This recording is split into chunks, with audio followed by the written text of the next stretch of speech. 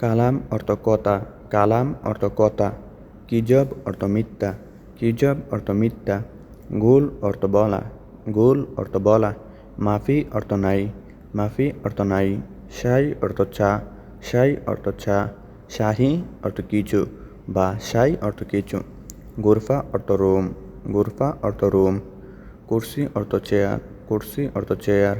কানাফাত অর্থ সোফা, কানাফাত অর্থ সোফা। জলিয়া অর্থ কার্পেট, জলিয়া অর্থ কার্পেট।